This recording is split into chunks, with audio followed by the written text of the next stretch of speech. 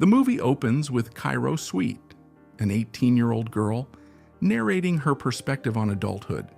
She reveals that she lives alone in her house since her parents, both lawyers, are constantly abroad for work. Writing becomes her refuge, a way to escape her loneliness as she yearns for love and connection.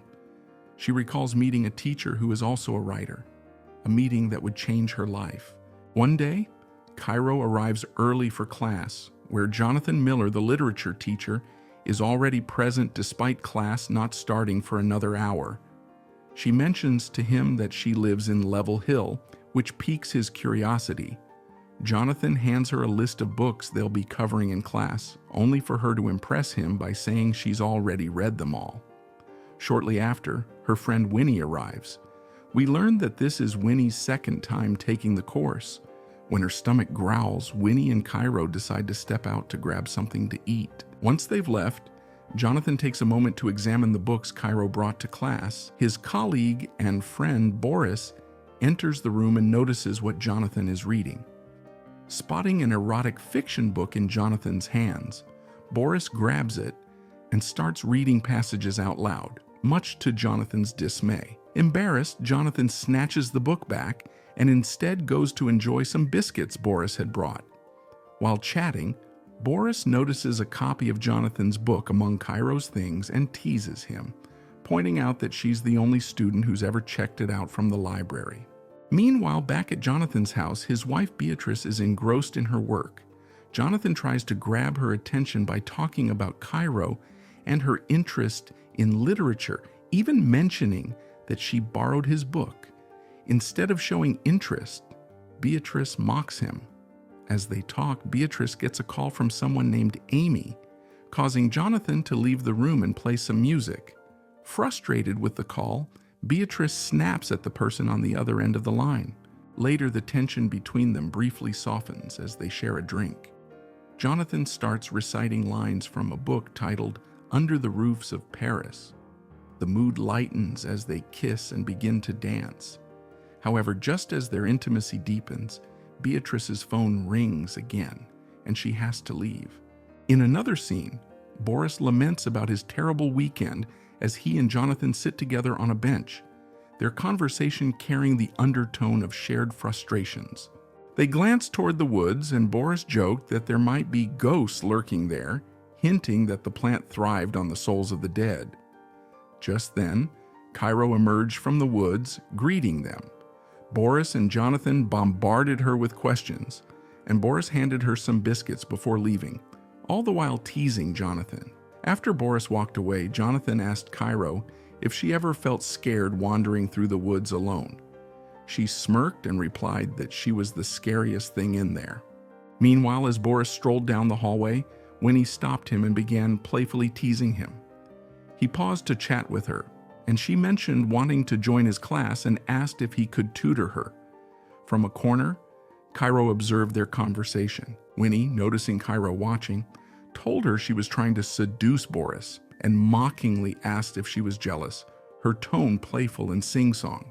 Later, Winnie and Cairo were at Cairo's house with Winnie smoking a cigarette. Winnie asked where Cairo's parents might be at that moment, and Cairo admitted she wasn't sure how long they'd be gone. Winnie suggested dressing Cairo up, insisting she could be both smart and attractive. At the same time, Cairo was working on an essay to get into Yale, but found herself stuck on the question about her greatest achievement. Winnie attempted to help her brainstorm, but they struggled to find a fitting answer. Frustrated, Winnie finally told Cairo that she needed to experience something worth writing about. Curious, Cairo asked if Winnie was really planning to sleep with Boris. Winnie confessed she wanted her first time to be with an older man. Then, shifting the topic, Winnie teased Cairo by saying that Jonathan seemed to look at her differently from the other students. Cairo dismissed the idea, finding it hard to believe. The next day in class, Cairo couldn't help but steal glances at Jonathan. After class, he asked her to stay behind. Meanwhile, Boris visited Jonathan's class to inquire about Beatrice and the book she was working on. Jonathan invited Boris over for dinner, but not before jokingly telling him to take a shower first. Once Boris left, Jonathan turned on some music and began dancing. When he spun around, he noticed Cairo watching and giggling. They ended up sitting together on the couch where Jonathan asked if she'd ever attended the poetry readings at Sally Bunny's, a salon in a Victorian-style village. He encouraged her to visit the upcoming weekend, planning the idea in her mind. The reason Jonathan wanted to see Cairo was her story about a reluctant spider. He began by reciting lines from it, sparking a conversation about the spider's character. He complimented her talent and suggested an opportunity to get ahead on the midterm assignment. He tasked her with writing a short story inspired by her favorite author, explaining it could enhance her portfolio for Yale. Their conversation was interrupted when Winnie arrived. Later, Boris, Jonathan, and Beatrice went out for dinner, where Winnie happened to be their waitress. Beatrice grew impatient about their delayed order, prompting Winnie to offer her a complimentary drink. Boris and Winnie exchanged mocking glances, with Winnie calling Jonathan a boring teacher, which made Boris laugh. Jonathan told Beatrice that Winnie was Cairo's friend, leading to a discussion about Cairo. Beatrice remarked that Jonathan was better suited to teaching than writing, suggesting that writing wasn't for him. Both she and Boris argued that it wasn't a lack of ability holding him back, but the fact he had stopped writing altogether in favor of teaching. Jonathan took offense to their remarks. On Saturday, Cairo decided to visit the poetry salon Jonathan had recommended, hoping to see him there. Before long, he joined her. She asked if he knew everyone present and joked that the gathering felt like group therapy. As they settled in, a man named Elliot began performing a play, captivating the audience. After the performance, Jonathan and Cairo stepped outside, where he asked if she had expected it to be bad. She laughed and admitted she had.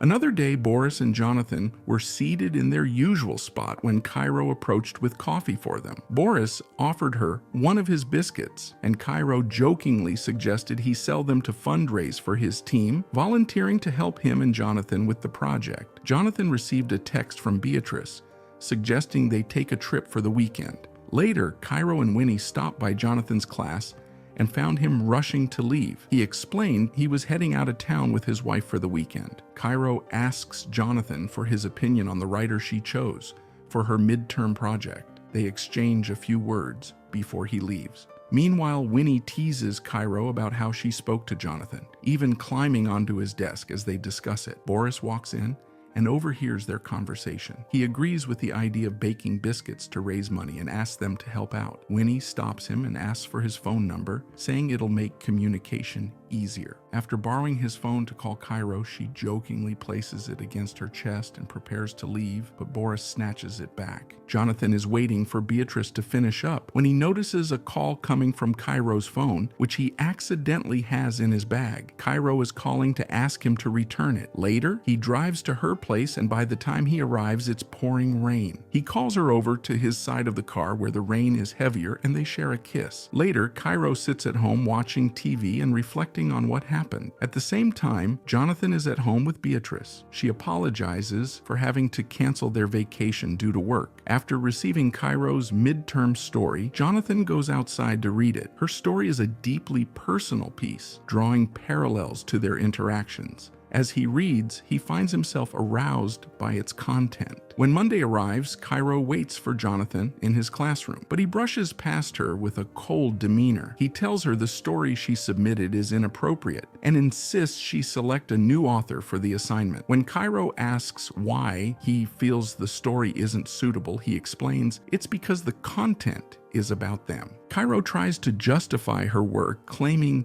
it's valid from an artistic perspective, but Jonathan dismisses her reasoning. He insists she rewrite it with a new theme or risk failing the midterm. Cairo, frustrated, demands he stop treating her like a stranger and explain himself honestly. Jonathan, feeling cornered, calls her immature, saying he feels like a fool. He goes on to call her a child, which prompts Cairo to lash out. She angrily accuses him of being a failed writer, labeling him a nobody, impotent, and mediocre. Tears stream down her face as she dares him to fail her. Cairo storms out of the classroom, comparing her emotional turmoil to a car crash. Back at home, Cairo drinks to numb her heartbreak, with Winnie by her side trying to comfort her. Meanwhile, Jonathan returns to his house and tells Beatrice he's had a terrible day. She offers him a drink and listens as he recounts his confrontation with Cairo and the story she submitted. Intrigued, Beatrice eagerly asks to read the story herself. After reading the story, Beatrice coaxes Jonathan into admitting how Cairo described him in her writing. Meanwhile, Cairo talks with Winnie, asking her to distract Beatrice. Winnie decides to text Boris, pretending she's drunk, and asks what he's up to. As Jonathan recites lines from Cairo's story, Beatrice takes his hand and guides him into an intimate moment. Their passion is interrupted when they hear Boris knocking and entering. Winnie confides in Cairo, saying she wants Boris to like her and eventually sleep with her. Cairo prompts Winnie to text Boris, telling him she's with her and they're doing what girls do alone at night. Beatrice notices Boris grinning at his phone and asks who he's texting, but he doesn't disclose the details. Instead, he replies to Winnie, telling her to go to bed. Frustrated, Cairo urges Winnie to take off her shirt, suggesting they stage a makeout session for Boris. The two girls get close, and as they kiss, Cairo snaps a picture, which Winnie promptly sends to Boris. Earlier that day, Cairo had sent her story to the school principal. Beatrice receives a call from the principal's office and passes it to Jonathan.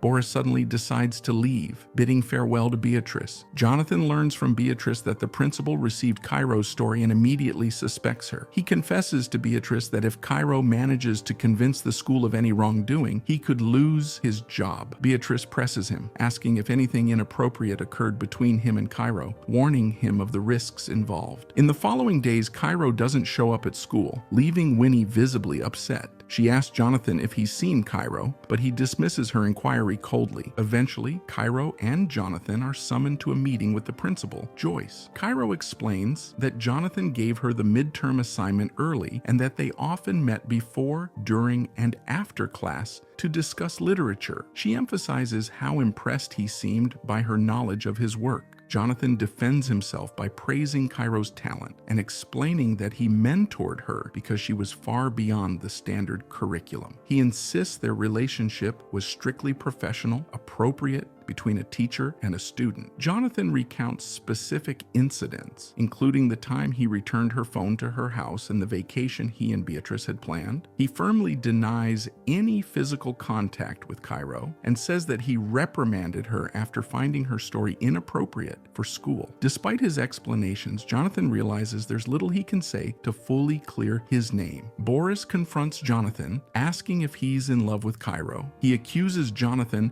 of being unable to recognize boundaries, which is why he crosses them. Their conversation turns heated, leading to an argument before Boris storms off. Later, Jonathan admits to Beatrice that he's been suspended, but their discussion quickly spirals into a bitter fight. Jonathan accuses Beatrice of being an alcoholic, and she fires back, calling him dull and blaming his lack of excitement for her drinking. This argument marks the beginning of their unraveling. Meanwhile, Winnie visits Cairo and demands to know what she's doing to Jonathan. Cairo reveals that she's preparing to testify against him in front of the school board, claiming it's because he underestimated her. Winnie warns that she'll testify against Cairo, but Cairo counters by blackmailing her with evidence of her and Boris. Cairo smugly declares that this is her greatest accomplishment. The movie concludes with Cairo standing on her bed, reading her essay about her relationship with Jonathan. The final scenes show Jonathan losing his job, Boris and Winnie passing each other like strangers, and Cairo spotting Jonathan at school. Overwhelmed with emotion, she cries, but reflects that the events have transformed her. She sees herself as something new, a hero, a villain, and above all, a writer. And that's how the story ends. We hope you enjoyed this recap. Be sure to check out our other videos displayed on the screen, and don't forget to subscribe for more incredible recaps.